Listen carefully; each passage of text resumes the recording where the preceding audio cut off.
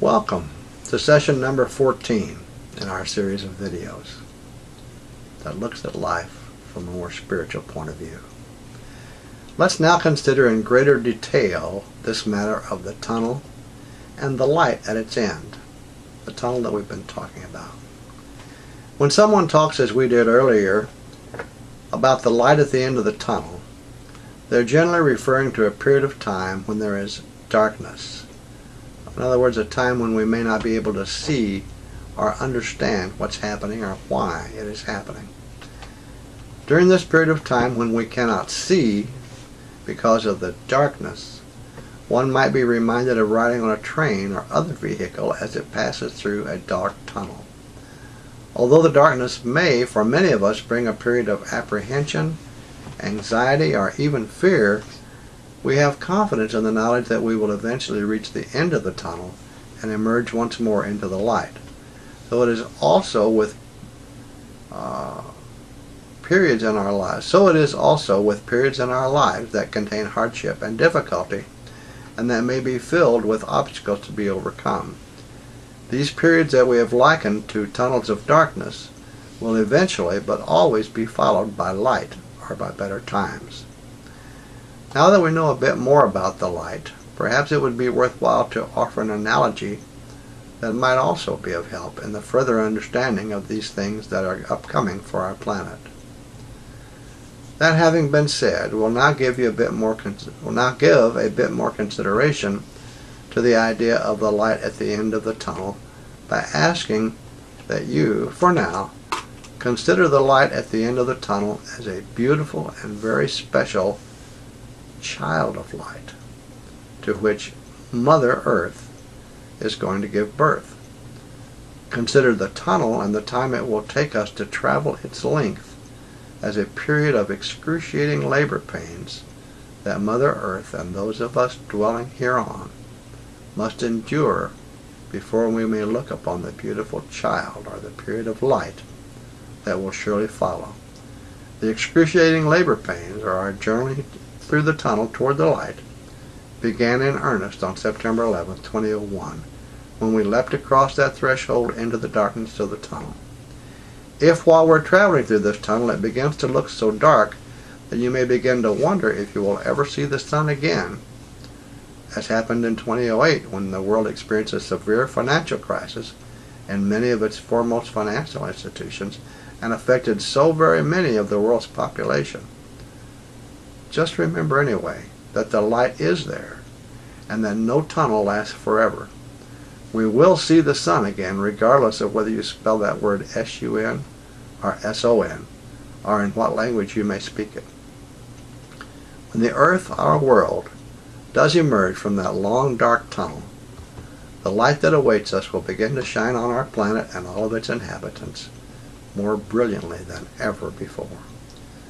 Such principles may seem simple, but it's very important that they be understood, especially at a time such as now, when this planet, our Earth, the vehicle which carries us all, has in fact entered a tunnel of great darkness.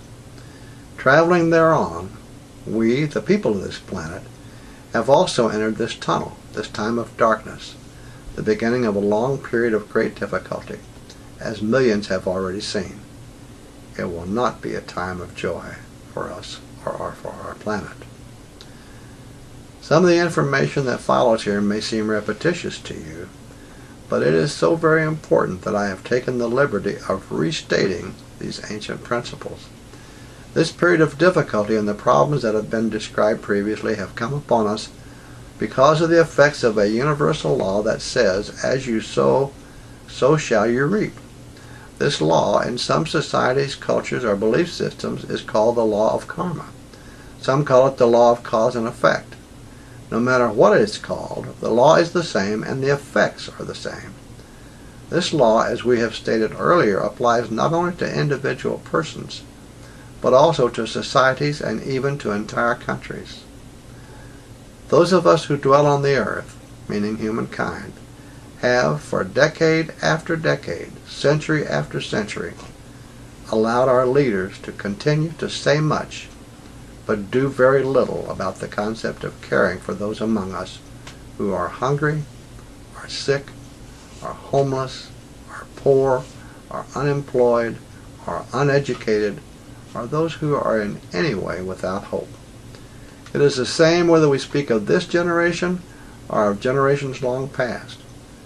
We have even allowed our leaders to wage wars, most of which, contrary to popular belief, had been for the sake of greed for wealth and greed for power. Countless millions over many, many years have lost their lives from such wars, and many millions more have died from hunger, sickness, exposure to the cold, or any one or more of the many effects of being poor or unemployed or uneducated or homeless or somehow without hope.